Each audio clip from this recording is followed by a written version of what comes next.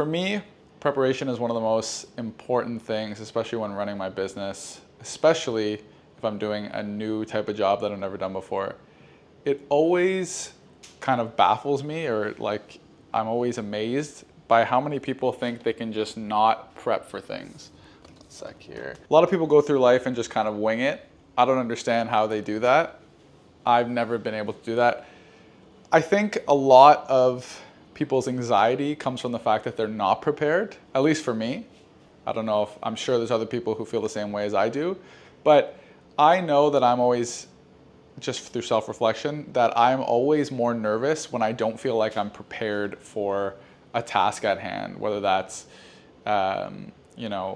sports, business, school, a test, whatever it is.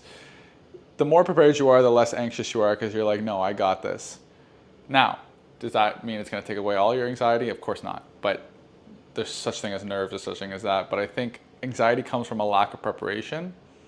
And that's something I realized because of inherently I'm somebody who always wants to be prepared. When I'm not, that's when I really notice the kind of high levels of anxiety.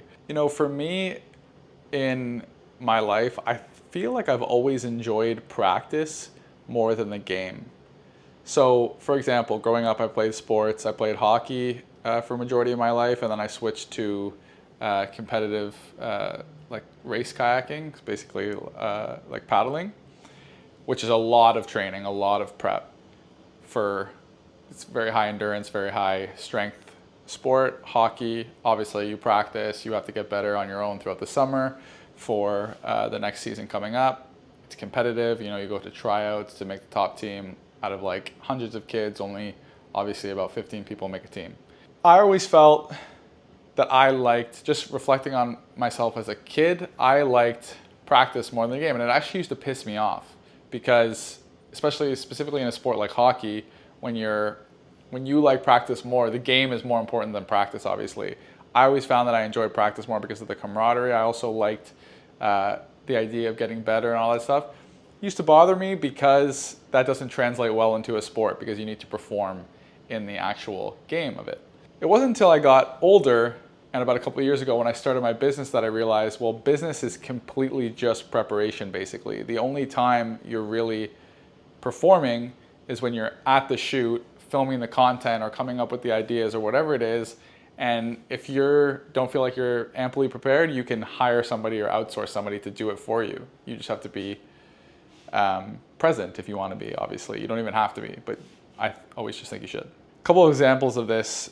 When I first started my videography agency, I had never worked with a camera before. Okay, so now fast forward, I have a lot of monthly clients that I work with that pay me a monthly retainer, and I'm like the expert with the camera.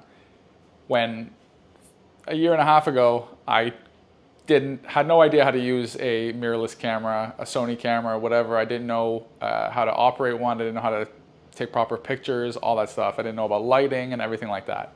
Obviously, I had to learn, and I learned pretty quickly because it was something I was decently interested in. But all of this has been prep leading up to this. So a good example is Miami. When I went to Miami for a trip with one of my clients, he flew me out there. We were filming a podcast. It was the first time I'd ever done a podcast. It was the first time I ever done a multi-camera setup. So what I did was I went, got my camera, my second camera, second mirrorless camera, and then I had this DJI, which I was going to use for like kind of the middle, showing both guests, and then I had the two mirrorless for the two angles on each person. And I set it up in my house. I literally did a mock podcast in my apartment. Growing up playing sports, I used to love practice more than the games. And that used to bother me until I realized it's all about the prep. So this is me just practicing with multiple cameras when I picked up my new one. This is me prepping for a shoot. And when you prep ahead of time, the implementation is so easy. So again, no matter the location, 2 camera setups, easy execution. I know what I'm doing because I prepped. And then you get shots like this. And like this, even shots like this, and like this, and then the big one like this. 3 cameras on a balcony, doesn't matter where the location is, I'm good because I prepped. And I basically simulated the podcast, saw what worked, the angles, make sure how I was going to do the audio on one camera, how I was going to set up the angles, how I was going to set up the heights, all that stuff. And it paid dividends, because then when I went to Miami, we were on very quick timelines. We were sitting down with 2 billionaires separately. I had to quickly set up the cameras, make sure lighting was good, make sure audio was good, all that stuff to look like we were professional, obviously, which we were.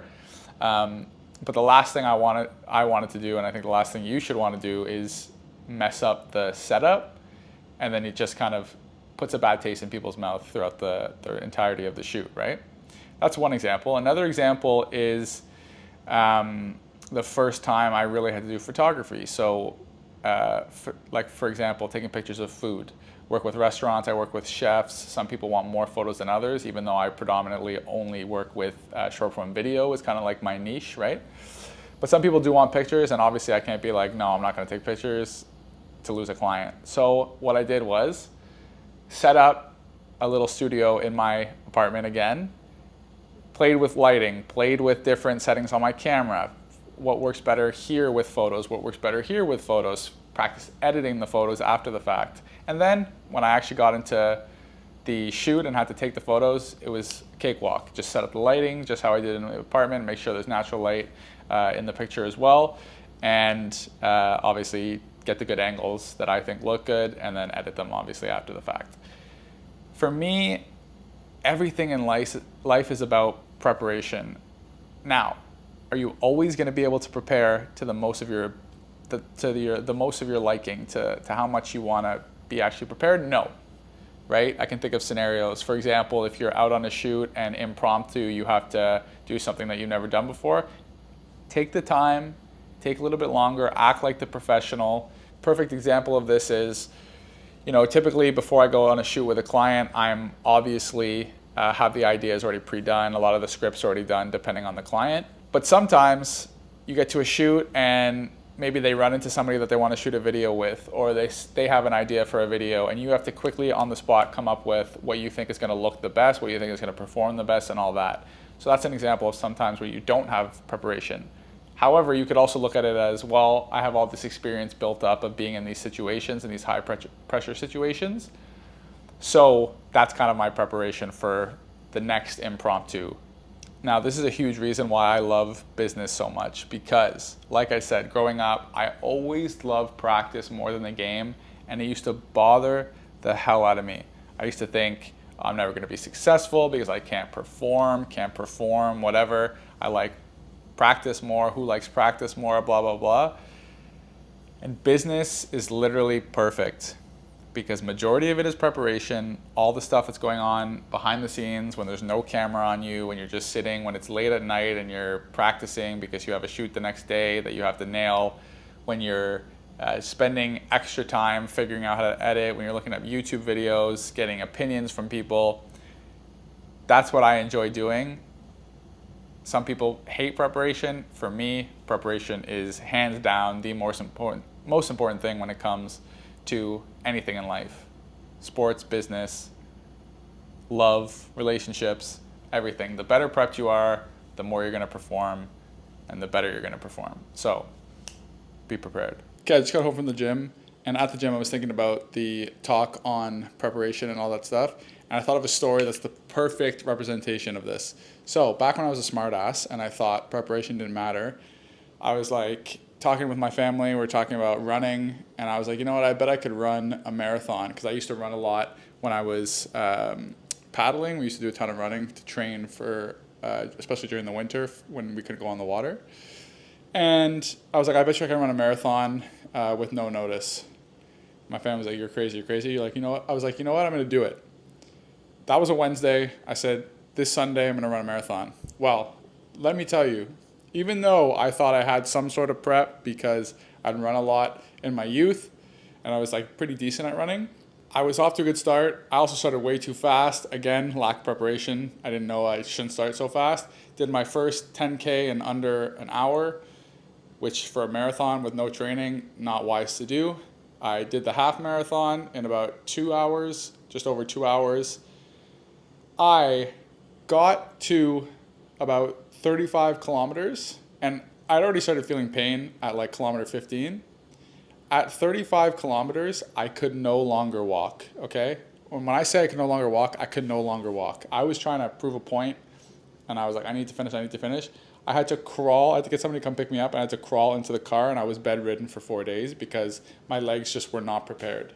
I thought it was going to be a cardio thing. Cardio was fine. By the end, I wasn't even sweating because my knees were in so much pain. My shins were in so much pain. My feet felt like they were broken and put back together and held in by my socks.